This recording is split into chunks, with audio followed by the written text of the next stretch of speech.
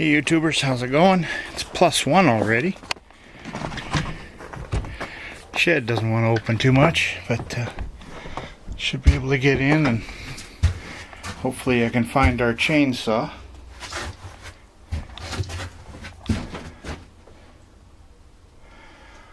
I do say hopefully. Oh, there it is.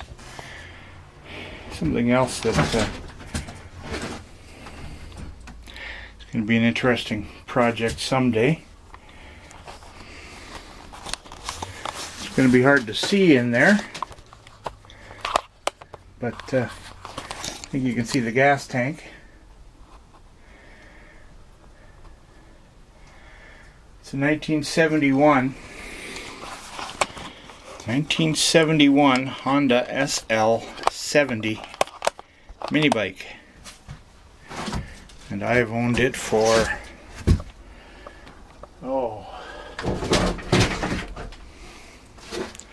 25 years.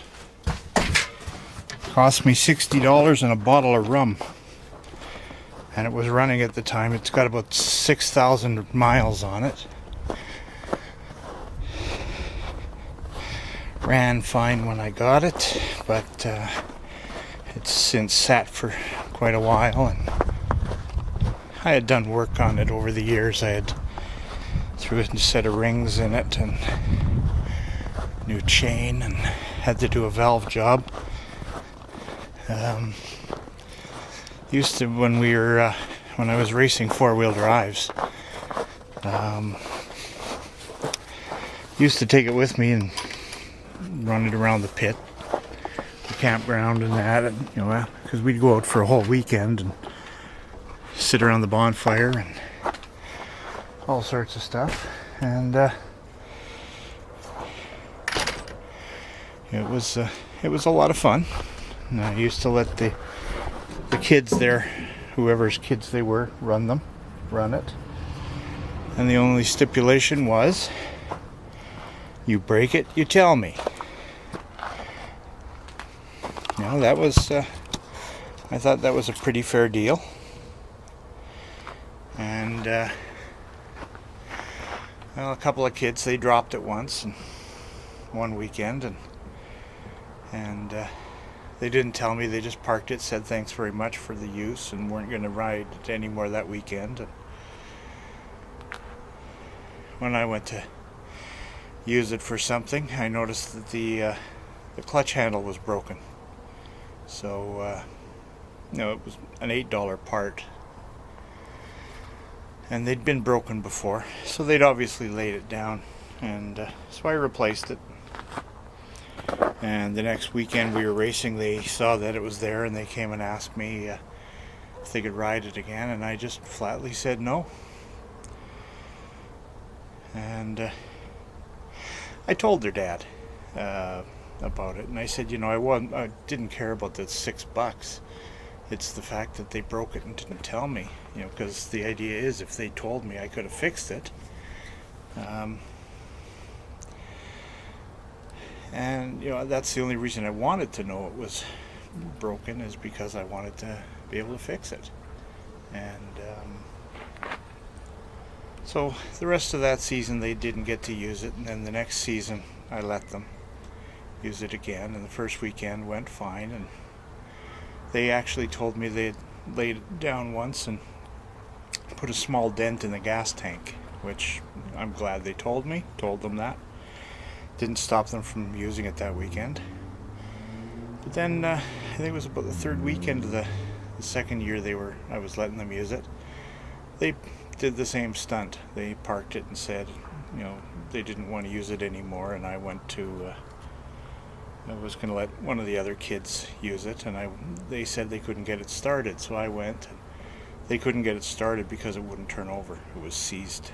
And what the two kids had done was they had taken it through the mud and packed all the veins full of mud, and kept driving it and overheated it, and one of the valves stuck, and the other valve came out open and hit it, and the piston hit them and bent them all, and so I ended up doing a head job on it.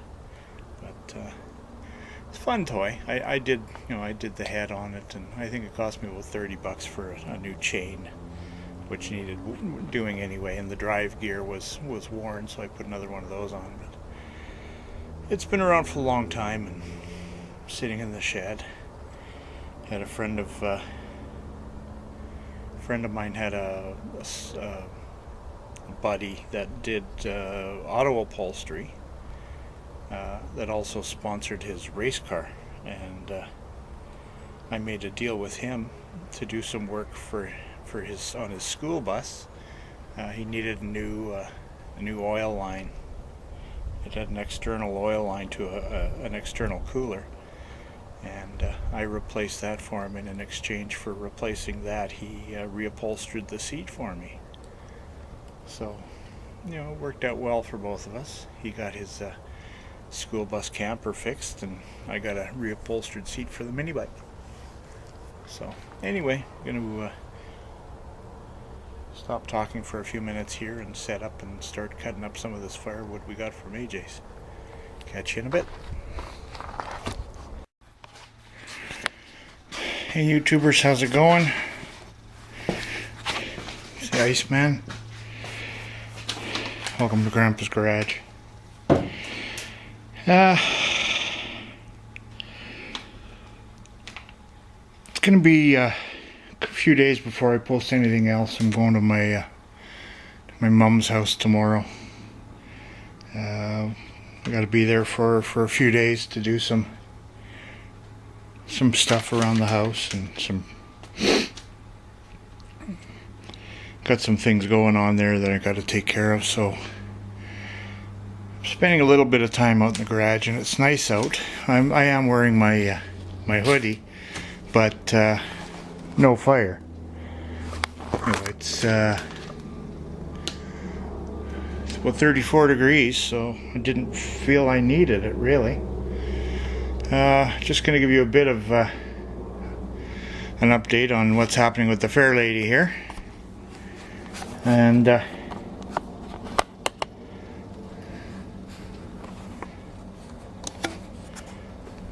see if it'll focus in.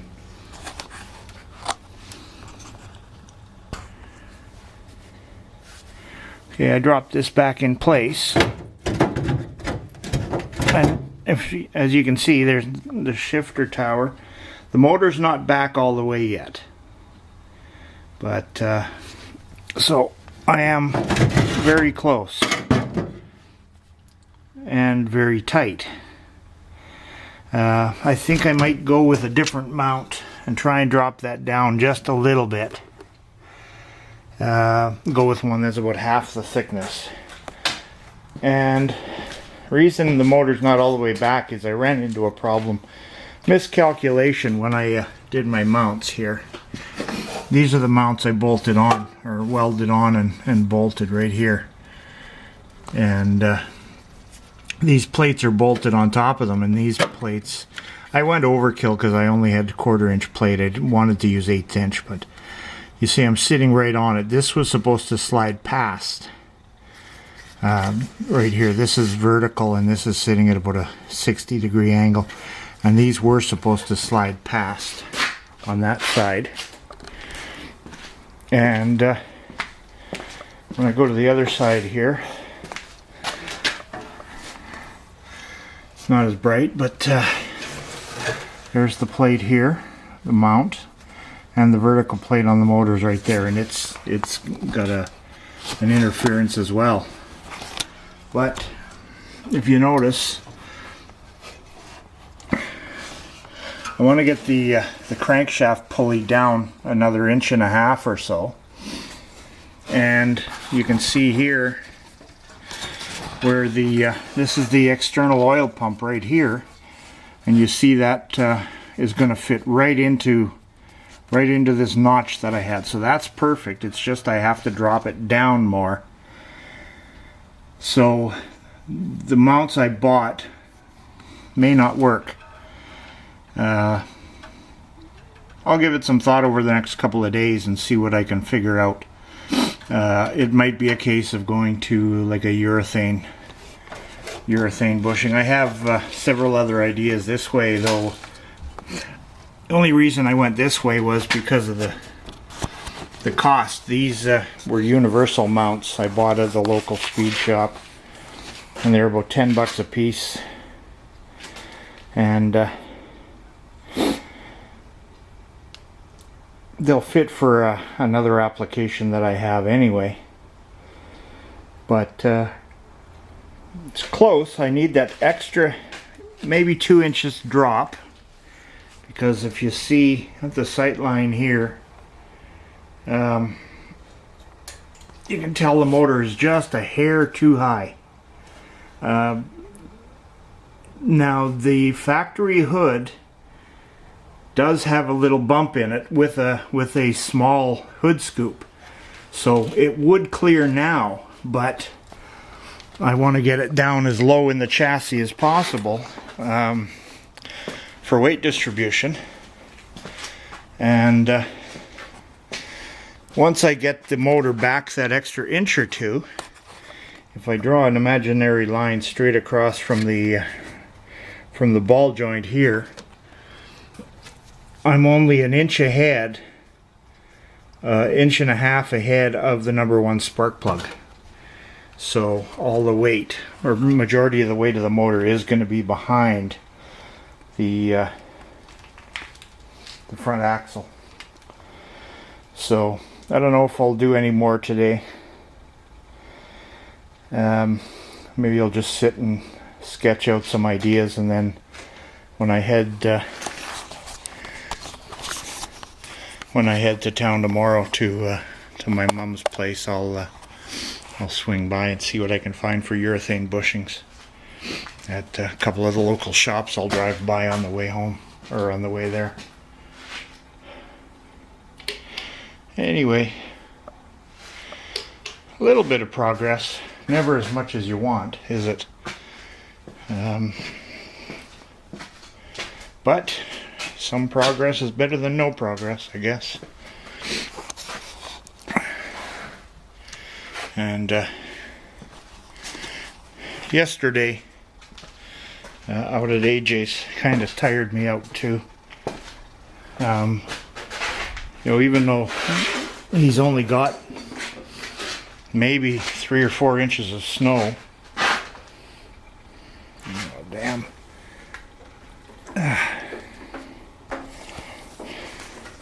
Sorry about the grunting and groaning. My legs are really hurting today. It's making it a little bit less fun. What are the chances of the camera staying balanced precariously here? Slim and none? I don't know about that, but anyway, yeah,